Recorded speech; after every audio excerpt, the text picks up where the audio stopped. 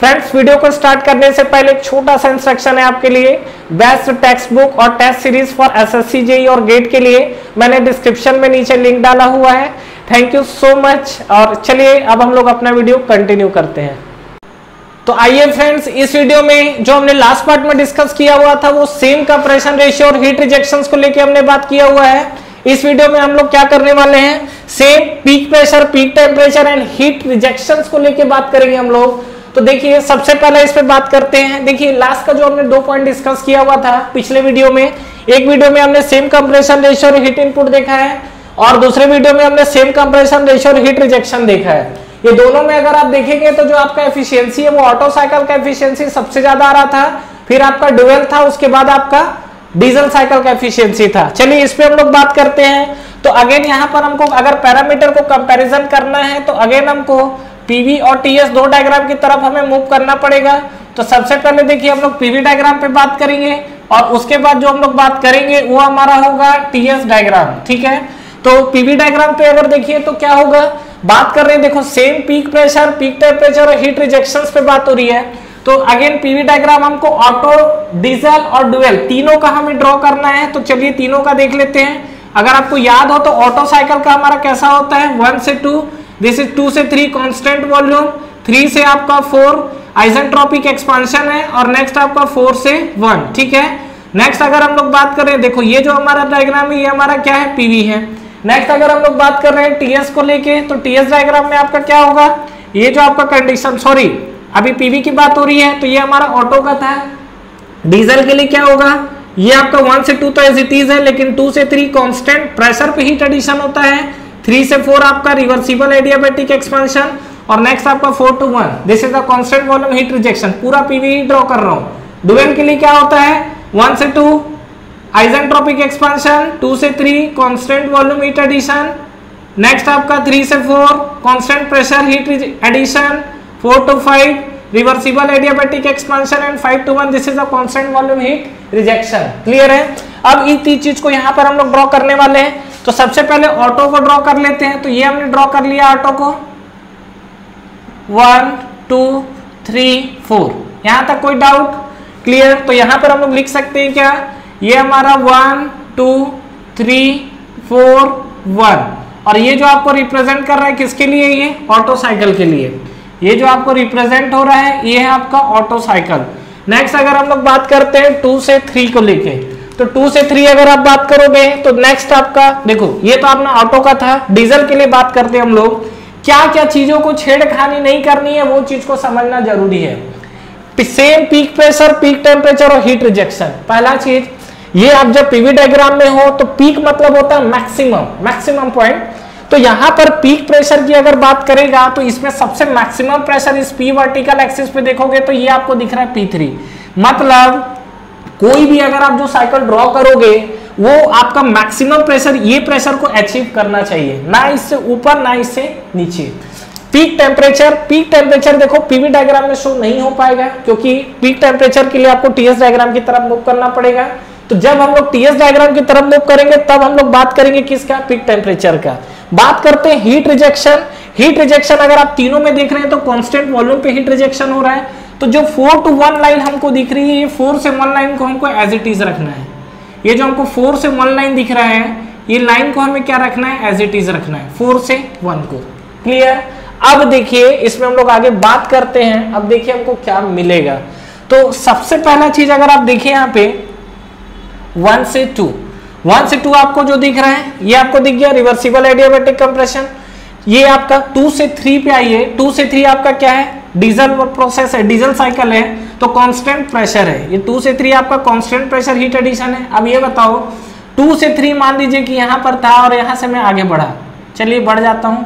अब आगे बढ़ के मान लो पहले रुका या बाद में रुका, लेकिन यहीं से वापस लौट जाऊंगा। लेकिन यहाँ पर क्या बोला है, पीक प्रेशर। क्या मेरा पीक प्रेशर अचीव हुआ है क्या, ये जो मेरा मैक्सिमम प्रेशर है ये मैक्सिमम प्रेशर अचीव हुआ है, नहीं हुआ है।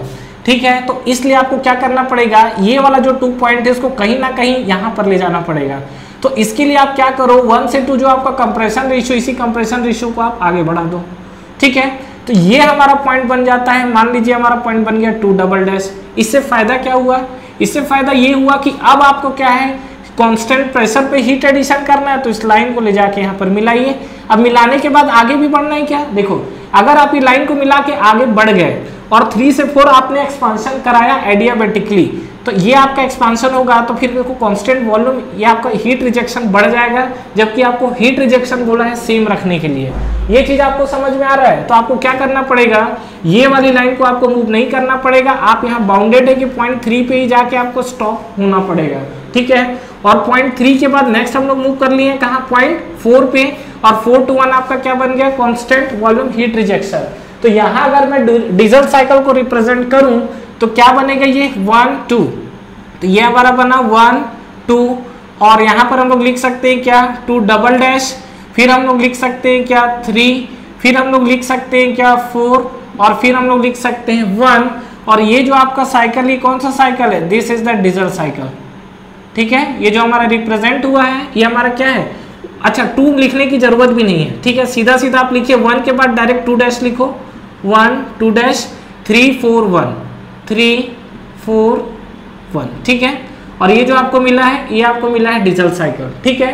नेक्स्ट अगर हम लोग बात करते हैं डुअल साइकिल को लेके, तो डुअल साइकिल के साथ क्या होगा, जो हमारा डुअल साइकिल है, ये डुअल साइकिल को लेके अगर बात करेंगे तो क्या होगा हमारा 1 से 2 आपको बिल्कुल एज इट इज रहना है, 1 से 2 तो ठीक है, लेकिन 2 से 3 एंड 3 से 4, देखो 2 से 3 अगर मैं जाता हूं इधर और 3 से 4 जाऊंगा तो पीक प्रेशर को मैं अचीव तो नहीं कर पाऊंगा। दूसरा चीज, अगर इस 2 पॉइंट को मैं ऊपर ले जाता हूं तो पहले मुझे कांस्टेंट वॉल्यूम जाना है, फिर कांस्टेंट प्रेशर जाना है, तो ये ऊपर निकल गया, that is also not possible. तो आप क्या करते हैं, 1 से 2 तक जो आपको कहानी आ रहा है, 1 से 2 जो है, ये मान लीजिए 2 हम लोग ट्रिपल डैश लिख लेते हैं, तो इसको इसके बीच में लाके शिफ्ट करते हैं, this is the point 2 double dash. तो ये आपको मिला 2 डबल डैश। इसके बाद बात करोगे तो क्या होगा, 2 डबल डैश के बाद 3 एंड देन 3 से 4, तो 2 डबल डैश से ये आपकी जो लाइन गई है, ये लाइन कौन सी है, this is the 3 double dash. 2 से 3 डबल डैश हुआ, 3 double dash to 4, 3 double dash to 4, चलो ये हटाओ लाइन, यहाँ पे मूव करते हैं, तो ये आपका constant volume and then constant pressure, आपको मैक्सिमम प्रेशर पे पहुंच गया। नेक्स्ट आपका क्या है, 3 to 4 आपका जो भी आइसेंट्रोपिक एक्सपेंशन होगा, और नेक्स्ट कांस्टेंट वॉल्यूम आपका हीट रिजेक्शन होगा। आप ये देख सकते हो कि ये कंडीशन फॉलो कर रहा है कि नहीं। पीक प्रेशर पूछा हुआ है, ये हमारा पीक प्रेशर है, चरम सीमा, कुछ भी साइकिल गया इसको छू के ही जाना है। तो ऑटो भी इसको टच करके गया है, डीजल भी गया है और डुअल भी गया है, इसके ना ऊपर गया है ना इसके नीचे, मैक्सिमम प्रेशर यहाँ तक जाना चाहिए, ठीक है। और उसके बाद पीक टेम्परेचर तो इस पे रिप्रेजेंट नहीं होगा। हीट रिजेक्शन की बात करोगे 1 से 4, तो देखो 1 से 4 लाइन आपकी एज इट इज है, बिल्कुल भी ये चेंज नहीं हुआ है, क्लियर। तो ये जो हमारा डायग्राम है that is for PV diagram. TS diagram की तरफ आइए, तो टीएस डायग्राम में आपको क्या मिलेगा अगर इस केस में हम लोग देखेंगे, तो जो हमारा टीएस डायग्राम है, उस टीएस डायग्राम में देखिए, तो फिर से पहले तीनों साइकिल के लिए हम लोग टीएस डायग्राम को प्लॉट करते हैं। तो प्लॉट करोगे तो टीएस डायग्राम पे आपको क्या मिलेगा, ये जो आपका टीएस डायग्राम है, अगर आप देखिए यहाँ पे, तो अगर मैं ऑटो के लिए बात करूं तो ऑटो के लिए आपको ये मिलेगा 1 2 3 4, ठीक है।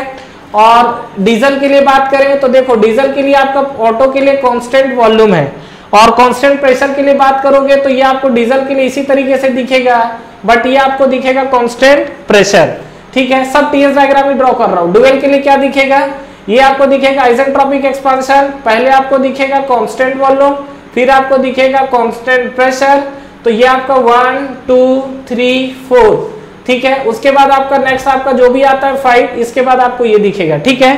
तो सबसे पहले मैं ड्रॉ कर लेता हूं कौन सा, कांस्टेंट वॉल्यूम की साइकिल। तो कांस्टेंट वॉल्यूम साइकिल हम लोग प्लॉट करते हैं, तो ये हमारा बन गया, ये जो है this is the constant volume cycle.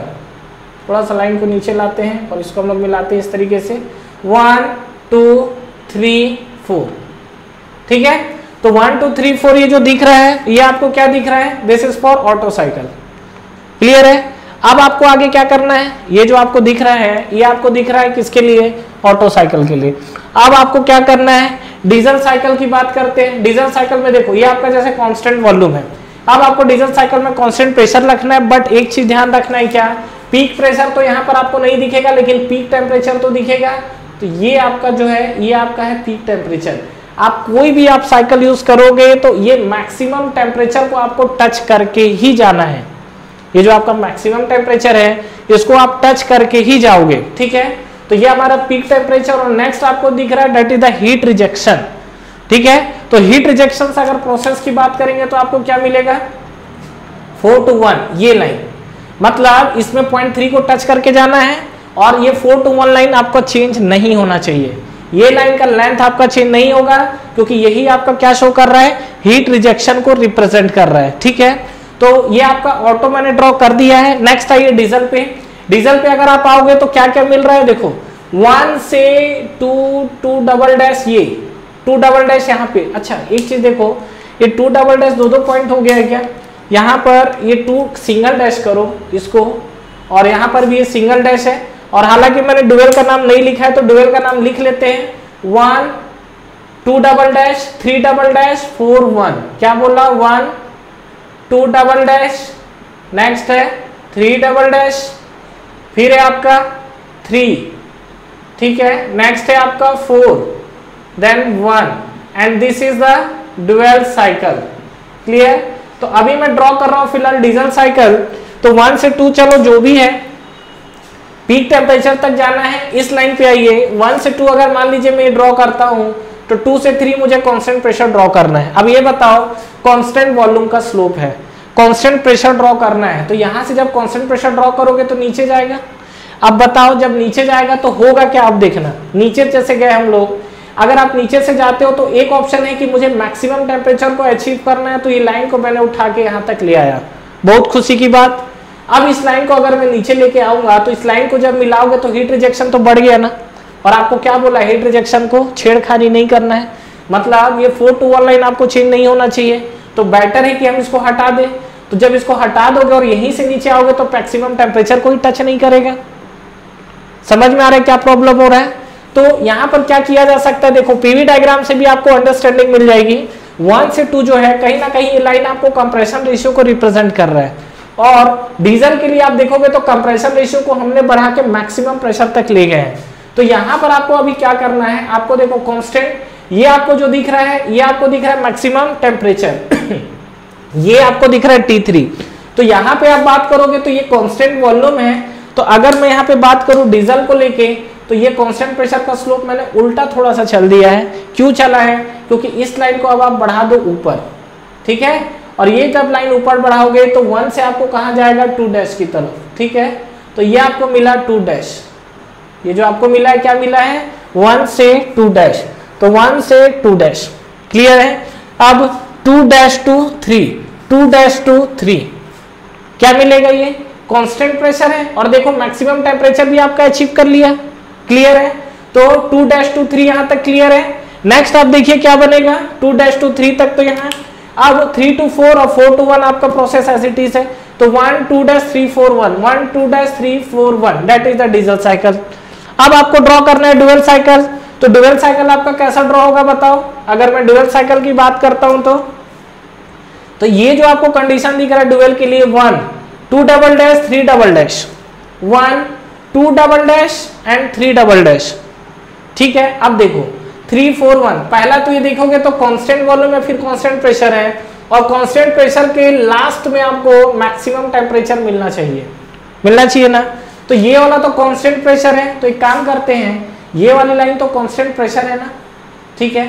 इसके बाद वाली लाइन क्या होगी आपकी, इसके बाद वाली लाइन जो कांस्टेंट वॉल्यूम है, कांस्टेंट वॉल्यूम है, तो इस लाइन को स्लोप क्या होगा, ज्यादा होगा। तो ये देखो हमारा स्लोप हो गया, और इस पॉइंट को हम लोग क्या नाम देते हैं, देखो वैसे भी 2 डैश के बीच में 2 डबल डैश आया है, 2 और 2 डैश के बीच में क्या है, 2 डबल डैश आया है, ठीक है। ये आपको रेफरेंस के लिए है, बाकी मेजर करोगे तो आ ही जाएगा।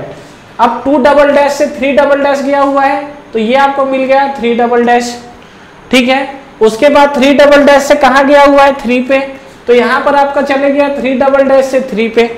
नेक्स्ट आप देखोगे तो ये आपको दिख रहा है 3 to 4, तो नेक्स्ट आपको दिख रहा है ये 3 to 4, और नेक्स्ट आपको फिर क्या दिख रहा है, ये 4 to 1, क्लियर है। तो ये देखो ये आपका बिल्कुल क्या है, इसमें हम लोग तीनों साइकिल को रिप्रेजेंट कर दिए हैं जो हमारा टीएस डायग्राम चल रहा है, क्लियर है। अब ये जो हमारे पास कंडीशन है, इस कंडीशन, ये कंडीशन आपको क्लियर हुआ, ठीक है। तो नेक्स्ट देखिए ये जो हमारा है, अब इस पे हम लोग को चेक करना है क्या, एफिशिएंसी। क्या हम लोग इस डायग्राम को देखकर एफिशिएंसी कैलकुलेट कर सकते हैं क्या, तो इसको रफ किया जाए, स्पेस चाहिए हमें। तो इस डायग्राम को देखकर क्या हम लोग एफिशिएंसी को कैलकुलेट कर सकते हैं क्या? तो देखिए समझते हैं। एफिशिएंसी का फॉर्मूला क्या होता है? पीवी डायग्राम के बीच का एरिया वर्क ट्रांसफर शो करता है और टीएस डायग्राम के बीच का एरिया हीट ट्रांसफर शो करता है।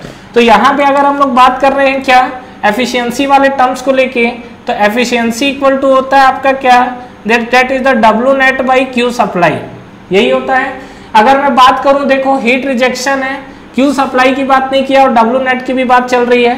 तो देखो क्यू सप्लाई अगर आप देखोगे तो क्यू सप्लाई का वेरिएशन देखो, ये आपका ऑटो में 2 से 3 है, डीजल में ये आपका दोनों पोर्शन है, सॉरी डुअल में, और डीजल में आप देखोगे तो 2 to 3।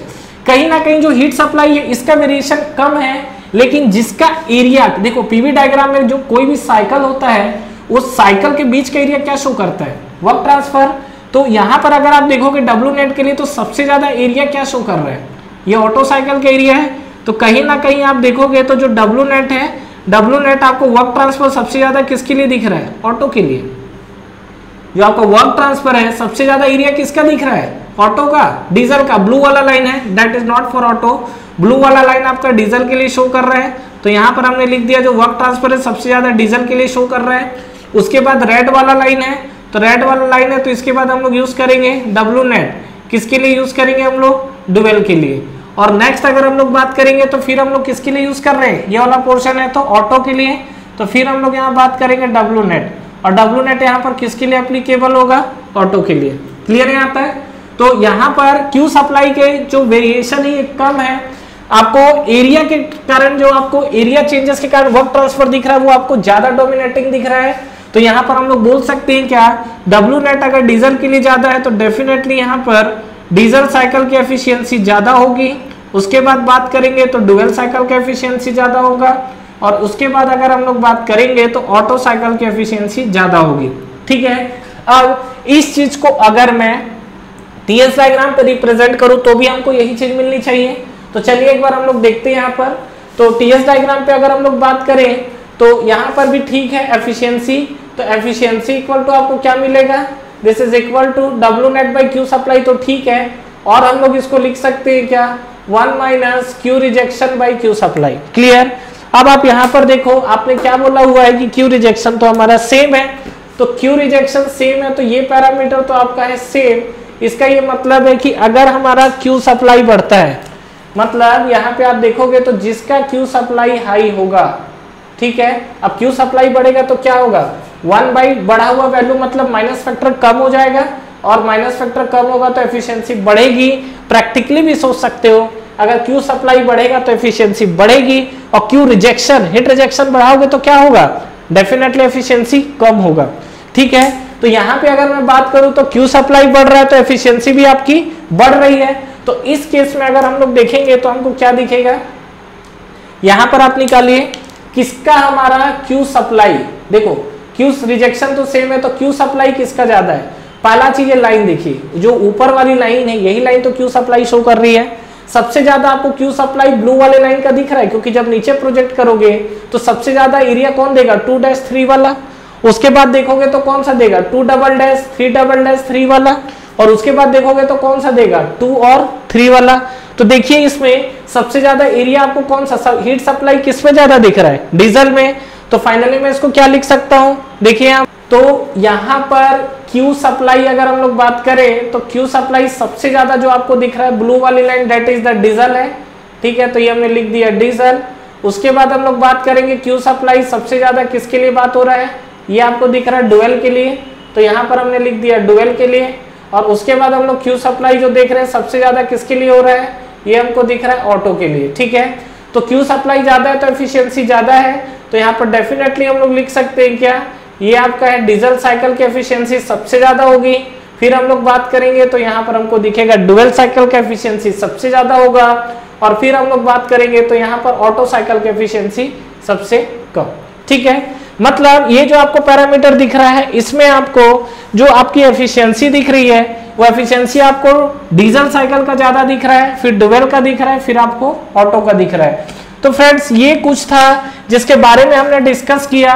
Same peak pressure, peak temperature और हीट रिजेक्शन, इसके अलावा भी जो हमने पैरामीटर को लेके बात कर चुका है, ये आप पिछले वीडियो में देख सकते हो, मैंने ये बाकी पैरामीटर्स को लेके भी डिस्कशन किया हुआ है।